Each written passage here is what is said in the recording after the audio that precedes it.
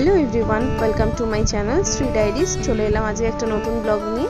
আজকে একটা মিনি ব্লগই হতে চলেছে। আমরা হঠাৎ করে প্ল্যান করে বেরিয়ে গেছিলাম ভূতনাথে যাওয়ার জন্য। তো আমরা উল্টোডাঙা চলেই এসেছি। সেদিন ওয়েদারটাও খুব ভালো ছিল, বৃষ্টি হচ্ছিল। তো উল্টোডাঙায় পৌঁছে আমরা একটা অটো নিয়ে নিলাম। আর এই অটোটায় এত সুন্দর লাইট ছিল, খুব ভালো লাগছিল। আমি আমার সেটাই বলা বলি করছিলাম। তো তারপর আমরা অটো করে রওনা দিলাম ভূতনাথের দিকে। তো রাস্তা দিয়ে যেতে যেতেই এলো হঠাৎ করে বৃষ্টি। আমরা তো ভাবলাম যে হয়ে গেল, বৃষ্টি যা এলো হয়তো আর ব্লগটা কন্টিনিউ করতে পারবো না।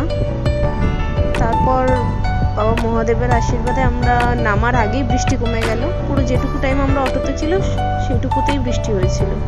তো তোমরা যারা যারা গেছো দেখেই চিনতে পারছো, অলরেডি আমরা গঙ্গার পাশে চলেই এসেছি। তো ফাইনালি পৌঁছেও গেলাম ভূতনাথে। ওখানে দেখছো তোমরা কত দোকান রয়েছে।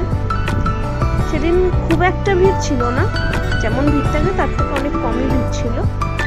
তো আমরা ওখান থেকে পুজোর একটা ডালা নিয়ে নিলাম, নিয়ে মন্দিরে প্রবেশ করলাম পুজো দেওয়ার জন্য। মন্দিরের ভেতরে তো ক্যামেরা এলাও নেই, তাই জন্য ভিডিও আমি ওখানে গিয়ে করতে পারিনি। তো ওখানে পুজো দিলাম। পুজো দিয়ে ওখান থেকে বেরিয়েই অপোজিটে একটা মা কালীর মন্দির ছিল, গেছিলাম। খুব সুন্দর ছোট্ট একটা মা কালী, আমার এত ভালো লেগেছিল। তোমরাও দেখো কেমন লাগছে। ওখানে আমরা পুজো দিলাম। ওখানে আরো কিছু ঠাকুর ছিল, সেখানে আমরা সবাই মিলে পুজো দিলাম।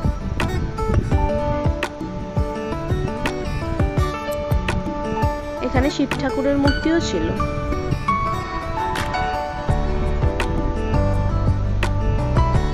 পরে তোমরা দেখতে পারবে এই যে এখানে শিব ঠাকুরেরও একটা মূর্তি ছিল। তো ওখান থেকে তারপর বেরিয়ে পড়লাম।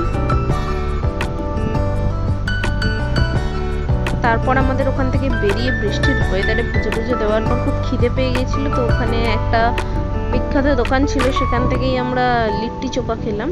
তোমরা দেখতেই পাচ্ছ এখানে গরম গরম লিট্টি বানাচ্ছে, দারুণ খেতে ছিল। আমার এখন এডিট করতে করতেও খেতে ইচ্ছা করছে। তারপর আমরা চলে এলাম বাড়ির দিকে। ব্লগটা কেমন লাগলো অবশ্যই জানিও, ভালো লাগলে একটা লাইক করে দিও আর চ্যানেলটা সাবস্ক্রাইব করে দিও। Thank you.